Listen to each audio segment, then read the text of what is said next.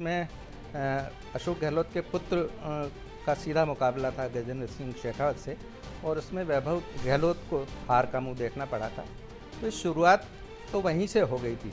पहले ही गलती कर चुके हैं और जिस स्टेज पर अभी वो आ खड़े हुए हैं उससे लगता नहीं कि बीजेपी को उनमें अब कोई लाभ नज़र आएगा। लेकिन गजेंद्र सिंह शेखावत पे भारतीय जनता पार्टी पिछले लंबे समय से इस पर काम कर रही है कि वसुंधरा राजे का कोई एक दूसरा विकल्प तलाशा जाए और उसे एक सीएम चेहरे के रूप में राजस्थान के बीच में लाया जाए। तो सीपी जोशी जी की बात करें तो सीपी जोशी जी अभी केवल एक उभरता हुआ एक ऐसा सितारा कह सकते हैं भारतीय जनता पार्टी का, जिसके ऊपर एक बहुत बड़ी जिम्मेदारी ठीक चुनाव से पहले डाल दी गई है, जो कि इस स्थिति में नहीं है कि वो अशोक गहलोत या किसी और बड़ी लीडरशिप के लेवल पर जाकर के अपनी कोई बात कह सके। राजस्थान में विधानसभा चुनावों को लेकर 6 महीने से ज्यादा का समय अभी बाकी है, लेकिन जो राजनीतिक बयानबाजी है वो लगातार तेज होती जा रही है। आज हमारे साथ में अजमेर के कुछ वरिष्ठ पत्रकार हैं, उनसे जानेंगे कि खास करके जो गजेंद्र सिंह शेखावत है वह किस तरह की जो बयानबाजी है वो कर रहे हैं। सर, आपसे जानना चाहेंगे। अभी यूँ तो चुनावों की पृष्ठभूमि में बहुत सारे बयानबाजी दोनों पार्टियों के बीच में चल रही है, लेकिन अभी मुख्यतः जो आपने जैसा कि जिक्र किया गजेंद्र सिंह शेखावत और अशोक गहलोत के बीच जो बयानबाजी चल रही है, ये राजनीतिक के साथ साथ ये व्यक्तिगत भी है। काफ़ी कुछ इन दोनों के बीच में जो विवाद है या दोनों के बीच जो तनाव है, इसकी पृष्ठभूमि शुरू होती है जो पिछले जो संसदीय चुनाव हुए थे उसमें अशोक गहलोत के पुत्र का सीधा मुकाबला था गजेंद्र सिंह शेखावत से, और उसमें वैभव गहलोत को हार का मुंह देखना पड़ा था। तो शुरुआत तो वहीं से हो गई थी। उसके बाद जब ये अशोक गहलोत के खिलाफ जब कांग्रेस पार्टी में ही सचिन पायलट के नेतृत्व में जो बगावत हुई, उसमें भी अशोक गहलोत का ये आरोप है कि ये गजेंद्र सिंह शेखावत की ही प्रमुख भूमिका रही थी, और विधायकों की खरीद फरोख्त में उन्होंने उनकी जो रिकॉर्डिंग भी उन्होंने जारी की, टेप रिकॉर्डर वगैरह भी उन्होंने जारी किया। तो उसके बाद से ही अशोक गहलोत काफ़ी तीखे प्रहार गजेंद्र सिंह शेखावत पर कर रहे थे।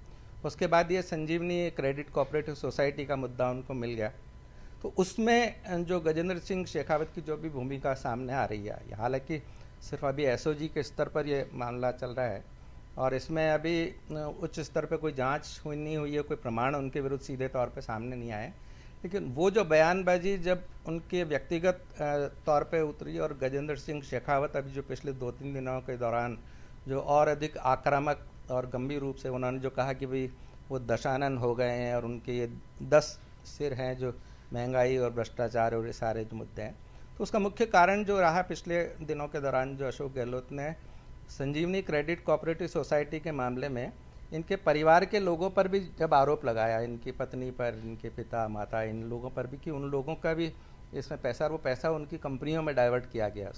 उसके बाद से गजेंद्र सिंह शेखावत और अधिक आक्रामक हो गए। उन्होंने अभी केस भी हाईकोर्ट में अशोक गहलोत के खिलाफ दायर किया उन्होंने, और ये सीधी बयानबाजी जो है दशानन के स्तर पे जो पहुंची है, इसकी पृष्ठभूमि दोनों के बीच में राजनीतिक से अधिक व्यक्तिगत ज़्यादा हो गई है। क्या मानते हैं कि इस तरह की जो व्यक्तिगत बयानबाजियां हैं उसका कहीं ना कहीं नुकसान ना हो जाए कहीं भाजपा को? नहीं, नुकसान तो देखिए, जब भी बिलो द बेल्ट कोई लड़ाई शुरू होती है राजनीति के अंदर, तो एक पक्ष को नुकसान नहीं होता है, उसका नुकसान दोनों पक्षों को होता है।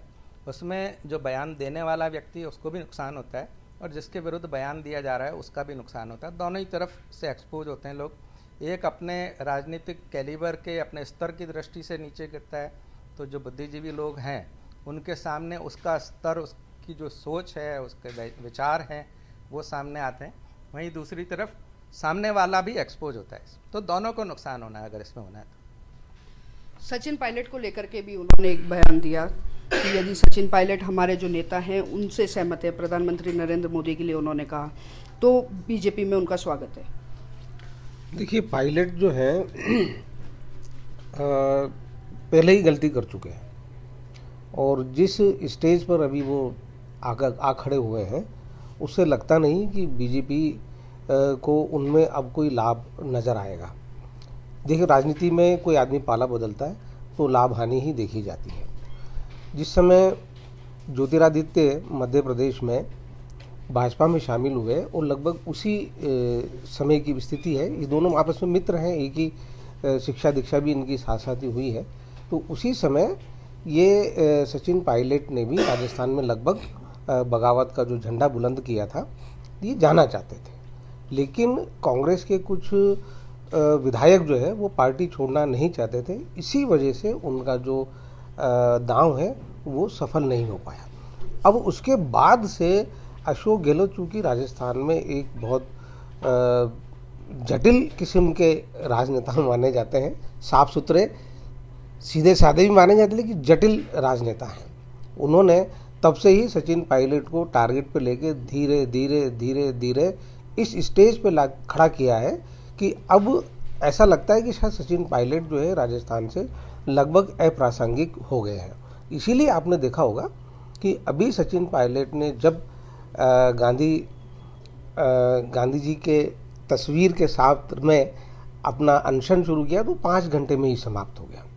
वो भी समाप्त होने के पीछे अब आरोप लोग कह रहे हैं कि साहब बीजेपी ने जब वो अशोक गहलोत के खिलाफ वो झंडा बुलंद किया है तो बीजेपी साथ में क्यों नहीं आई। नहीं आने के पीछे एक ही कारण है कि आप झंडा तो बुलंद कर रहे हैं अशोक गहलोत के खिलाफ, लेकिन आपने मुख्य विलेन जो उसमें बनाया वो वसुंधरा राजे को बनाया। तो वसुंधरा राजे के खिलाफ आज वसुंधरा राजे भी कम पावरफुल नहीं है, उनको बीजेपी आज भी इग्नोर करके नहीं चल सकती। मैं याद दिला दूं आप लोगों को कि यही गजेंद्र सिंह शेखावत को जब नरेंद्र मोदी जी और बीजेपी की टॉप लीडरशिप ने राजस्थान की बागडोर सौंपी तो वसुंधरा राजे ने 1.5 साल से बल्कि ज़्यादा समय तक उनको स्वीकार नहीं किया और वो पड़ा रहा मामला पेंडिंग। उनको प्रदेश अध्यक्ष स्वीकार नहीं किया। तो जब वसुंधरा राजे 2.5 साल 1.5 साल 2 साल से ऊपर तक गजेंद्र सिंह शेखावत को इग्नोर कर सकती हैं तो आप मान सकते हैं कि पावर अभी भी बहुत ज़्यादा उनमें पावर है, मौजूद है। इसीलिए सचिन पायलट ने जब वसुंधरा राजे को केंद्र में रखकर अनशन किया और लक्ष्य उनका अशोक गहलोत था, इसीलिए बीजेपी उनके साथ नहीं आई। और मुझे नहीं लगता कि बीजेपी सचिन पायलट को अपने पास बुलाने की कोशिश करेगी। एक तरफ बीजेपी के अंदर सीपी जोशी जब से अध्यक्ष बने हैं कोई बड़ा बयान उनकी तरफ से नहीं आया, लेकिन जो गजेंद्र सिंह शेखावत हैं वो लगातार कांग्रेस पर हमला बोल रहे हैं। देखिए, सीपी जोशी को अभी तक भारतीय जनता पार्टी ने किसी सीएम लेवल के फेस के रूप में प्रोजेक्ट नहीं किया है, लेकिन गजेंद्र सिंह शेखावत पे भारतीय जनता पार्टी पिछले लंबे समय से इस पर काम कर रही है कि वसुंधरा राजे का कोई एक दूसरा विकल्प तलाशा जाए और उसे एक सीएम चेहरे के रूप में राजस्थान के बीच में लाया जाए। और गजेंद्र सिंह वही एक व्यक्ति हैं भारतीय जनता पार्टी में जो इस समय सबसे बड़े प्रभावशाली व्यक्ति हैं। और यही कारण है कि जो मुख्यमंत्री अशोक गहलोत के साथ सीधा जो जितनी भी टक्करबाजी चल रही है वो सीधी उन्हीं की चल रही है। भारतीय जनता पार्टी में किसी और लीडरशिप की अशोक गहलोत के साथ में किसी भी तरह का कहीं से भी आपको कोई बयानबाजी या टक्करबाजी नज़र नहीं आएगी, चाहे वो सतीश पूनिया जी अध्यक्ष रहे कोई और दूसरा अध्यक्ष रहा हो।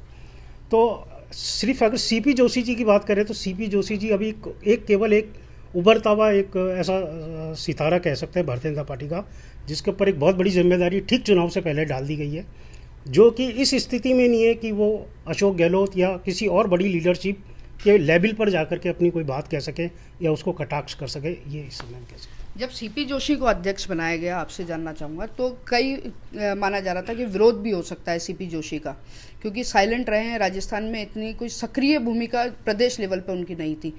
बावजूद उसके उन्हें प्रदेश अध्यक्ष बनाया गया, लेकिन जब नरेंद्र मोदी ने उन्हें मिलने बुलाया और उसके बाद में जो फोटो जारी हुआ उससे एक संदेश गया कि नरेंद्र मोदी के चाहने पर सीपी जोशी अध्यक्ष बनाए गए। नहीं, देखिए, ये तो तय है कि पूरे देश में जहाँ कहीं भी कोई भी लीडर अगर बनाया जा रहा है प्रदेश में किसी भी स्टेट में, तो बिना नरेंद्र मोदी जी और अमित शाह इन दोनों की परमिशन के बिना तो कोई बनने वाला है नहीं। अब आप याद देखिए, राजस्थान में सीपी जोशी जब बनाए गए हैं तो अभी सीपी जोशी जी का कद उस लेवल का है नहीं, ठीक है ना। सतीश पूनिया भी उस लेवल के कद के लीडर नहीं थे जिस लेवल पर वसुंधरा राजे आज भी स्टैंड करती हैं। और हमें ये नहीं भूलना चाहिए कि वसुंधरा राजे को इग्नोर करके राजस्थान में जितने भी उपचुनाव हुए हैं उसमें वसुंधरा राजे की कोई राय नहीं ली गई, वो उन्होंने कोई चुनाव प्रचार प्रसार भी नहीं किया। यही हाल रहा कि बीजेपी ने मैक्सिमम उपचुनाव हारे हैं। सबसे बड़ी हार, और जिसको शर्मनाक हार कह सकते हैं, वो उदयपुर की रही है। उदयपुर में बीजेपी के उम्मीदवार की जमानत भी जब्त हुई है। ये वो आंकड़े हैं जो ये बताते हैं कि वसुंधरा राजे को इग्नोर करने की स्थिति में आज भी बीजेपी की लीडरशिप नहीं है। अब एक ही चीज़ पर नज़र है कि चुनाव समिति जो बनने वाली है उसमें वसुंधरा राजे को कहीं महत्वपूर्ण भूमिका दी गई तो ही राजस्थान में आपको पार पड़ेगी, अन्यथा तय मानिए कि लुटिया डूब सकती है। क्या मानते हैं आप कि जिस तरह की बयानबाजी हो रही है उससे भाजपा को जो फायदा होना है वो अपने स्तर से होगा। खास तौर से जो राजनीतिक तौर पर नुकसान हो रहा है वो बीजेपी को होगा, क्योंकि बीजेपी में भी कई गुट बने हुए हैं, वसुंधरा और गजेंद्र सिंह। तो जो भी मामला जो बीजेपी में चल रहा है, जिस तरह सचिन पायलट को बीजेपी में लाने की बात हो रही है, वो सिर्फ वसुंधरा को नीचा दिखाने के लिए या उसको दरकिनार करने की बात है। खास तौर से जिस तरह से बयान गजेंद्र सिंह द्वारा दिया गया है मुख्यमंत्री अशोक गहलोत को लेकर, वो साफ तौर पे सीधी अशोक गहलोत की और गजेंद्र सिंह की लड़ाई है। संजीवनी घोटाला सबके सामने है और उसमें बाकायदा चार्जशीट के अंदर उनके परिवार का नाम है, और हाईकोर्ट में जिस तरह से जब उनको ज़मानत मिली और उसके बाद सरकार ने दोबारा से उसके अंदर जवाब पेश किया, उसको लेके सारा मामले चल रहे हैं। और राजनीतिक तौर पे जल्दी कुछ ना कुछ उठापटक भी होगी, क्योंकि दिल्ली के अंदर ओएसडी के खिलाफ गजेंद्र सिंह ने मुकदमा दर्ज करा रखा है फ़ोन टेपिंग वाले मामले में। सारी चीज़ें हैं। तो ये थे अजमेर के पत्रकार जिनका जो राजनीतिक बयानबाजी है उसको लेकर हमने चर्चा की। कैमरामैन राजवीर के साथ चंद्रशेखर शर्मा, अजमेर।